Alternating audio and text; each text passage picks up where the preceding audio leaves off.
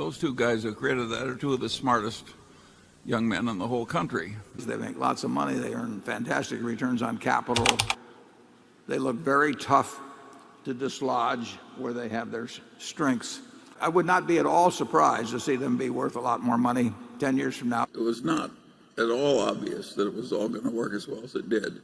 Buying a high return on assets, very light capital intensive business that's going to grow beats the hell out of buying something that requires a lot of capital to grow. Probably the 5 largest American companies by market cap, essentially you could run them with no equity capital at all. None. That is a very different world than when Andrew Carnegie was building a steel mill and then using the earnings to build another steel mill and getting very rich in the process, or Rockefeller was building refineries and buying tank cars and everything.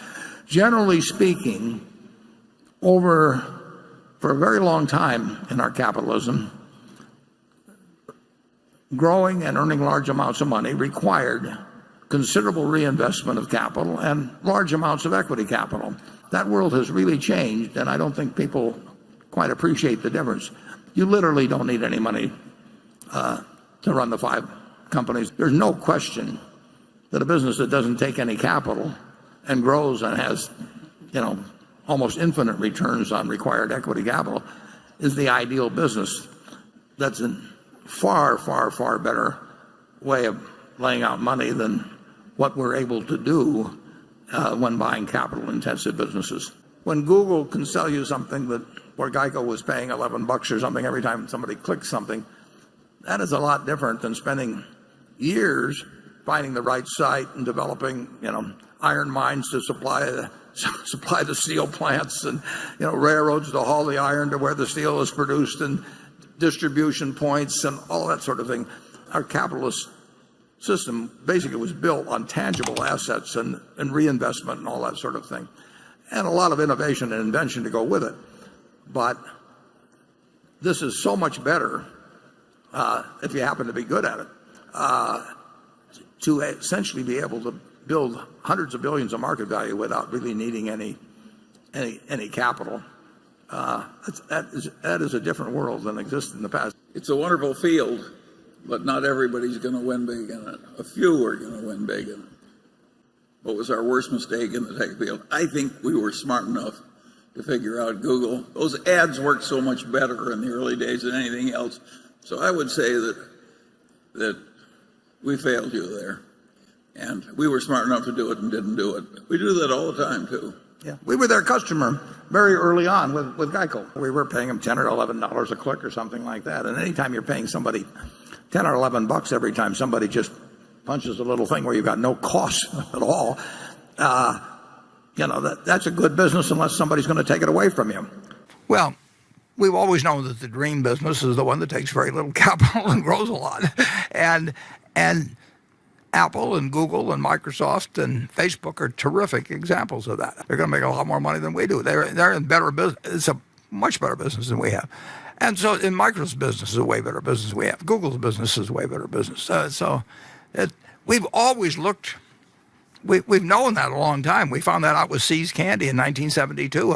They're the best businesses, but they command the best prices too. And there aren't that many of them, and they don't always stay that way. So we're looking for them all the time. But that's what everybody's looking for. That's what capitalism is about, people getting a return on capital.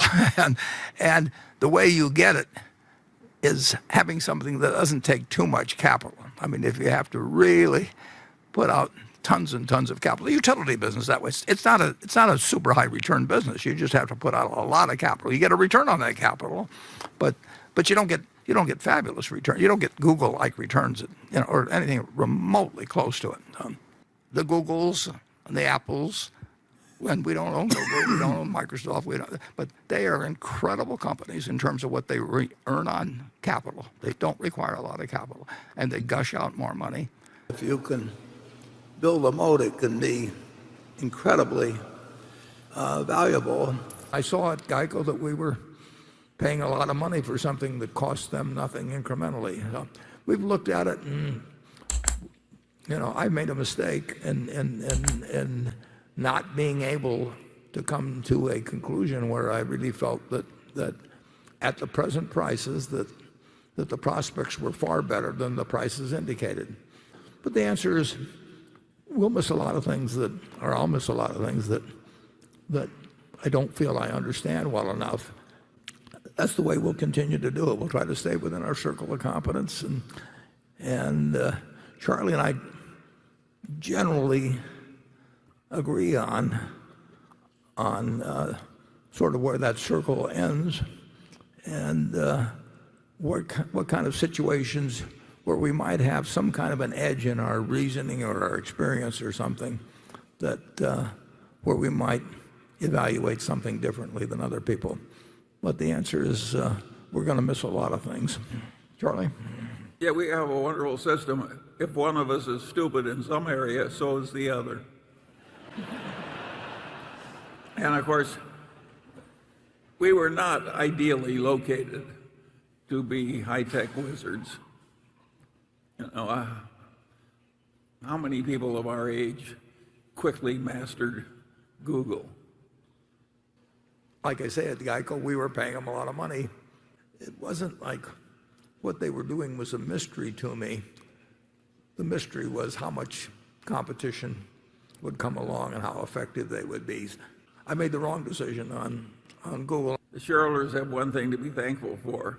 Some of the age-related stupidity at headquarters has been ameliorated by Ted and Todd joining us.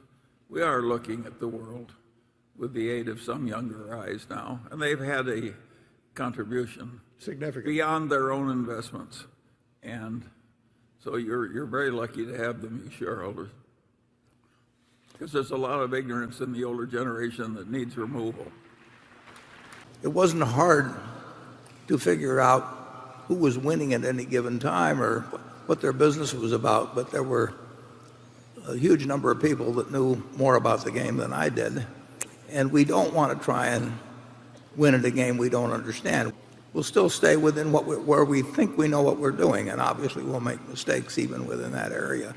We'll do our best to enlarge the circle of competence of the people at Berkshire so that we don't miss so many. But we'll miss a lot in the future. We missed a lot in the past. If we miss the biggest ones, that really doesn't bother us as long as the things we do with money work out okay. Warren and I are a little older than some people, and Yeah, near everybody. and we're not the most flexible, probably, in the whole world. And of course, if something as extreme as this internet development happens and you don't catch it, why, other people are going to blow by you. And I don't mind not having caught Amazon early. The guy is kind of a miracle worker. It's very peculiar. I give myself a pass on that. But I feel like a horse's ass for not identifying Google better. I think Warren feels the same way. Yeah. We screwed up. He's saying we blew it.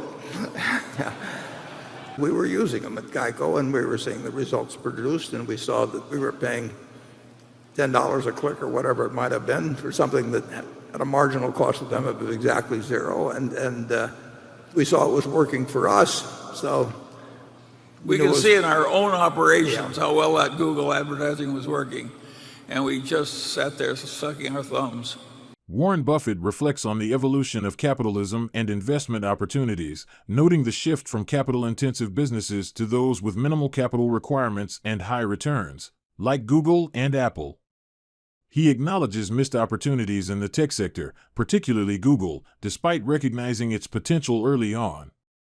Buffett highlights the importance of staying within one's circle of competence and adapting to new insights, while also admitting to past mistakes and the value of incorporating younger perspectives at Berkshire Hathaway to avoid future errors.